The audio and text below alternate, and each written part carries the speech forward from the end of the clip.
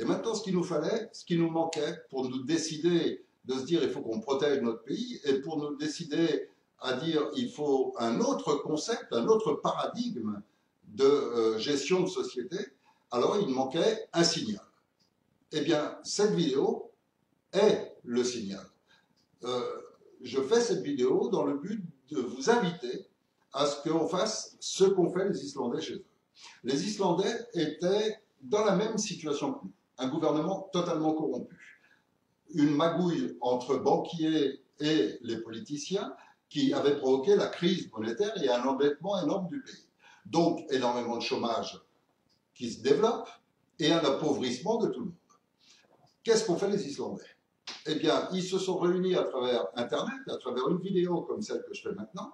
Ils se sont mis d'accord par Internet sur un jour où tout le peuple s'est présenté directement devant le palais présidentiel. Ils ont viré tout le gouvernement d'un coup. Ils ont écarté les banquiers responsables de l'escroquerie. Ils ont annulé la dette et rédigé leur propre constitution. Ils ont abandonné le concept de république et exclusivement de présidents qui sortent de la secte, etc. Ils ont rédigé leur constitution eux-mêmes, un autre mode de gouvernance. Et depuis, qu'est-ce qui se passe? Eh bien, l'Islande s'est redressée, n'a plus de problème économique et tout le monde vit bien. Alors, qu'est-ce qui nous empêche, nous, en France, de faire la même chose? Je crois que la seule chose qui nous manquait, c'était ça. C'était refuser une dictature, donc établir un nouveau paradigme de société, et je propose l'humanisme parce que c'est l'opposé de la dictature. Ensuite, une stratégie, et cette stratégie, c'est avant tout et en premier lieu de défendre notre pays. Défendre notre pays, si on le fait, il faut qu'on soit conscient qu'on réalise une action d'éclat, parce que si l'Islande est un pays sans grand rayonnement international, ça a permis que nos journaux et nos médias qui sont contrôlés par nos dirigeants ne nous en parlent pratiquement pas. Donc la plupart des gens ne savent même pas ce qui s'est passé en Islande. Seulement, si c'est la France qui fait ça, ça aura un rayonnement mondial.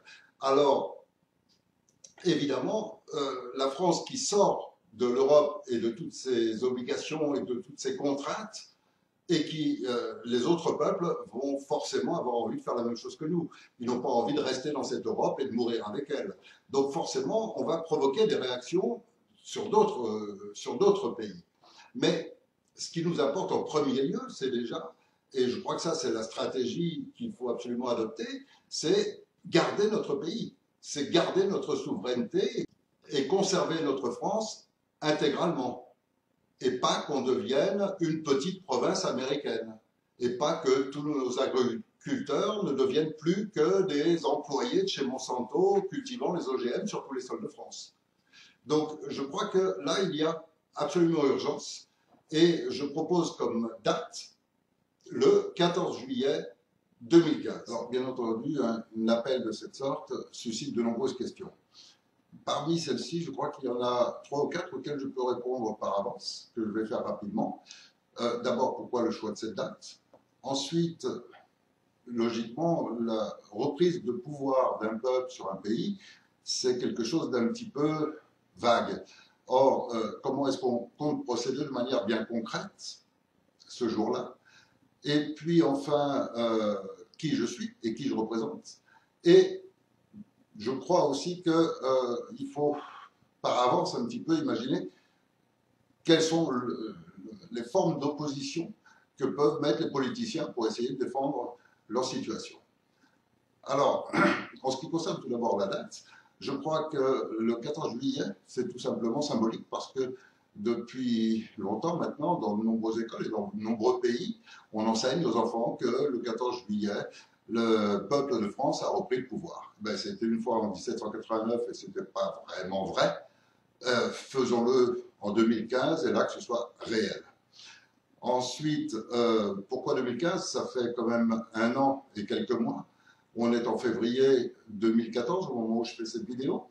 Et il est bien évident qu'un tel appel ne va pas être répercuté par les médias officiels, ne va bénéficier d'aucune forme de publicité, de connaissance. Et donc, à chaque fois, c'est un appel qui est véritablement celui de gens libres, de libres penseurs. C'est-à-dire qu'en fait, c'est vous qui allait déclencher cette opération.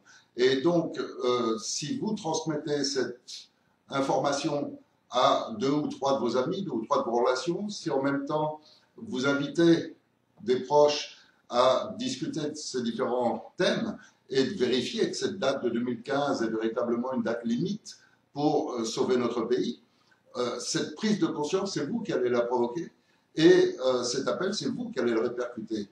Donc je crois que de vous laisser et de nous laisser à tous une année pour parvenir à prévenir le plus de monde possible, je crois que c'est absolument nécessaire. Je vois actuellement, par exemple, une multitude de mouvements. On pourrait parler des sentinelles, des veilleurs, des bonnets rouges, enfin il y en a tellement. À chaque fois, ce sont des mouvements qui sont lancés toujours de façon négative, à savoir le nouvel ordre mondial progresse chaque jour à travers des lois qu'ils essayent de faire passer par nos gouvernants, à travers des gros montages économiques qui détruisent des parties de notre société, et à chaque fois, il y a des réactions, c'est-à-dire des gens qui n'ont pas de conscience, et puis qui invitent les autres à se mobiliser. Là, par exemple, tout récemment, l'affaire d'Emmanuel Gigoulot, un de ces agriculteurs qui a été pressé et qui passe en jugement au tribunal pour avoir utilisé des produits naturels et refusé d'empoisonner sa terre et ses cultures, eh bien, on voit qu'il y a des centaines de milliers de personnes qui se sont joints à ce mouvement. Seulement, ce n'est pas une population et c'est axé toujours sur un phénomène. Alors qu'un appel national, un appel global qui touche absolument tout le monde, tous les Français, tous ceux qui veulent conserver la France telle qu'elle est et puis reprendre le pouvoir chez nous, c'est-à-dire le droit de faire nos propres lois et non pas subir celles des autres, alors je crois qu'il nous faut du temps. Et 1 an et demi, c'est pas trop pour parvenir à prévenir suffisamment de gens parce que c'est notre dernière chance, ce sera notre ultime chance. Si ce mouvement ne réussit pas complètement, après il sera très probablement trop tard et on ne pourra plus empêcher le démantèlement prévu, on ne pourra plus empêcher la mise en place du traité transatlantique, on n'aura plus de chance ensuite. Ensuite, place de la Concorde, eh bien, parce que à Paris, place de la Concorde, d'abord c'est une grande place, mais en plus de ça, c'est le jour du défilé. Or, concrètement, comment est-ce qu'on va procéder?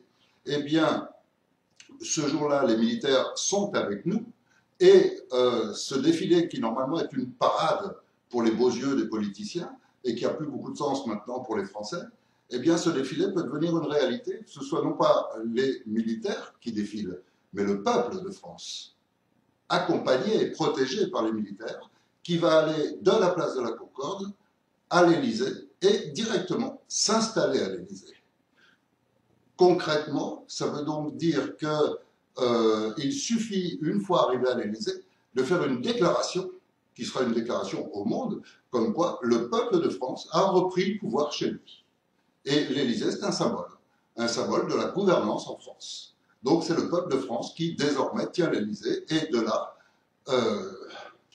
dirige lui-même son propre pays. Alors, tout à fait concrètement, donc ça c'est le premier pas. Et puis immédiatement derrière, eh bien, c'est ce que j'ai dit, à savoir la France, les Français rédigent leur propre modèle de gouvernement, leur propre constitution.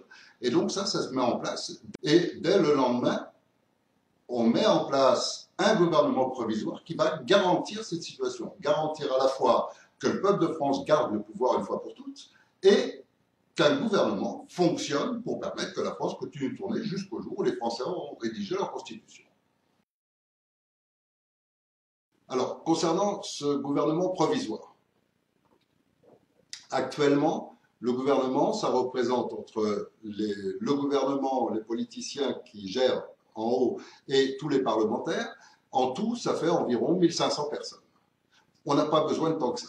Avec 200 à 300 personnes, c'est largement suffisant. Donc, les gens qui sont aujourd'hui les plus compétents pour gérer ce genre de situation, en ce qui concerne donc les sorties de l'Europe, de l'euro, etc., sont les gens qui sont le plus aptes à occuper ces postes au niveau du gouvernement provisoire. Et ils sont là provisoirement. Donc, moi je propose que les responsables des mouvements dissidents, qui sont les premiers à avoir dénoncé l'escroquerie de l'Europe, l'euro, qui ont dénoncé que tous les membres qui avaient participé à créer l'Europe étaient en réalité tous des membres de la secte Bilderberg. Et effectivement, j'ai vérifié, ils sont absolument tous pas un seul n'était pas du club Bilderberg.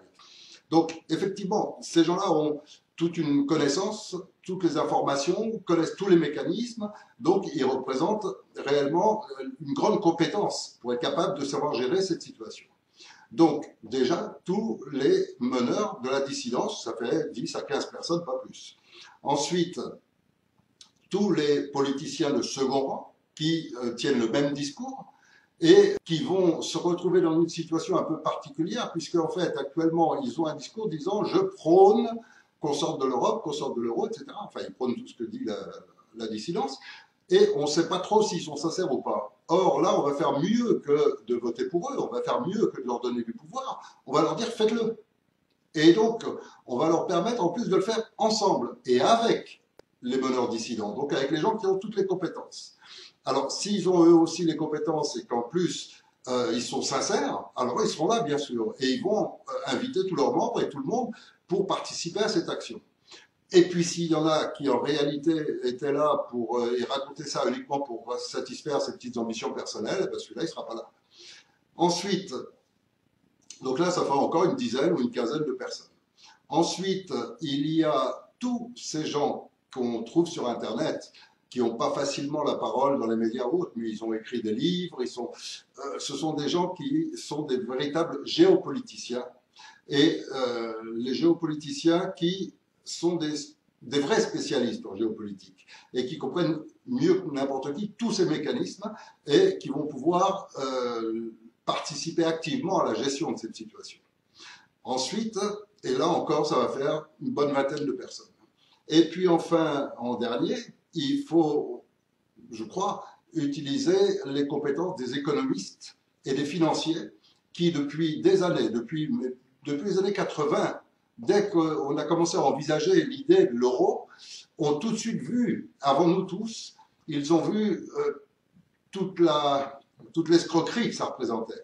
Et ils ont commencé à le dénoncer avant tout le monde, et ces gens ont des connaissances sur les mécanismes financiers et économiques dont on ne peut pas se passer. Et là encore, ça fait 15 à 20 personnes. Donc voilà, grosso modo, ce qui peut composer ce gouvernement provisoire, et ça représente environ 80 à 100 personnes. Et pour avoir une véritable action populaire, on va dire, je n'aime pas trop le mot, il n'est pas joli, mais une action du peuple, c'est-à-dire vraiment n'importe qui puisse ajouter ses idées, ses concepts, et puis participer à l'action avec eux tous.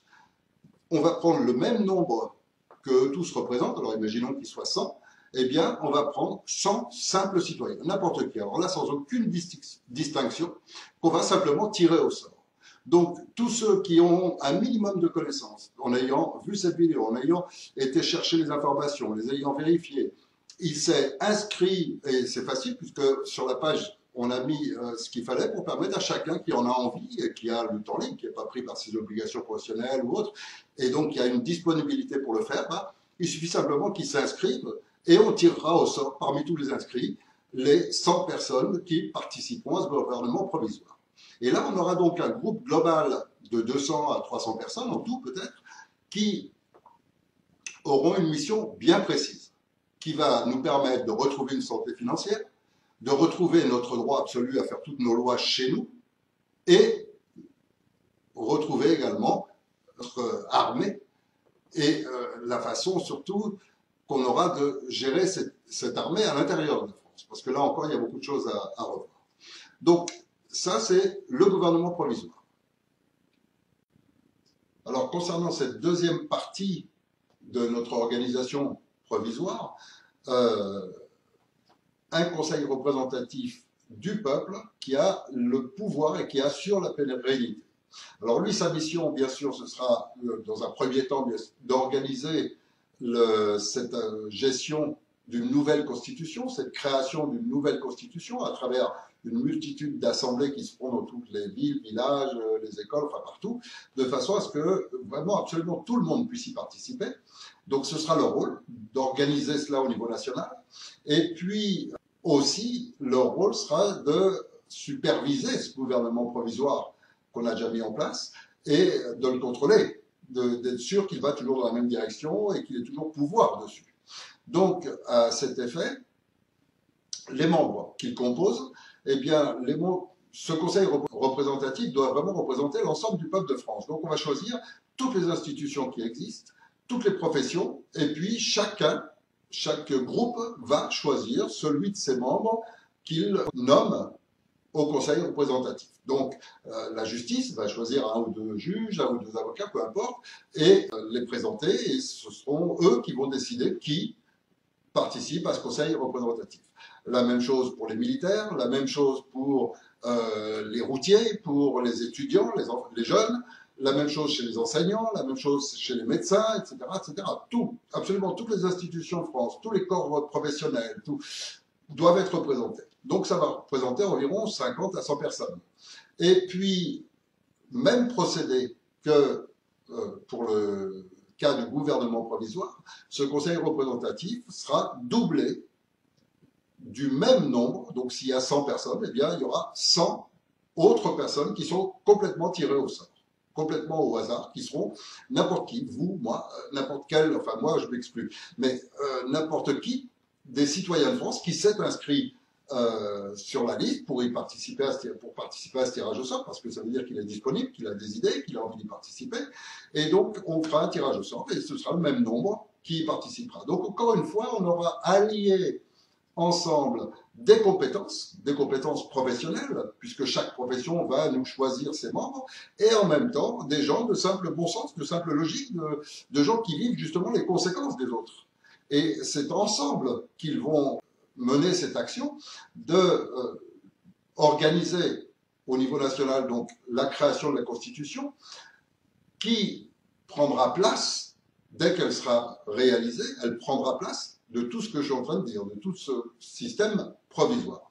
Et puis, au niveau des outils, en revanche, ce qui me semble complètement normal, c'est que ce conseil représentatif ait sous sa responsabilité l'armée, la police, la justice et les affaires étrangères.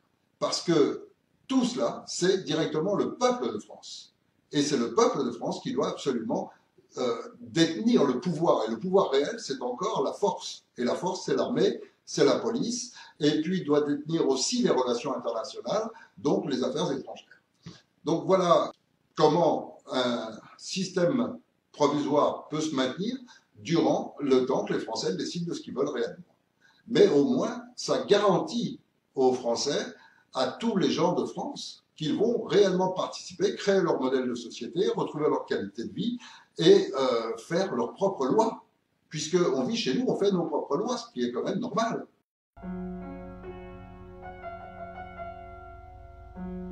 Ce modèle de gouvernement transitoire, qui est basé sur la simple logique, n'est là que pour permettre à la France de continuer d'avancer, de régler les principaux problèmes durant ce temps que le peuple français va rédiger sa constitution définitive, qui sera peut-être proche de ce modèle ou peut-être complètement différent. Parce qu'en fait, des modèles de gouvernement, il y en a des quantités énormes.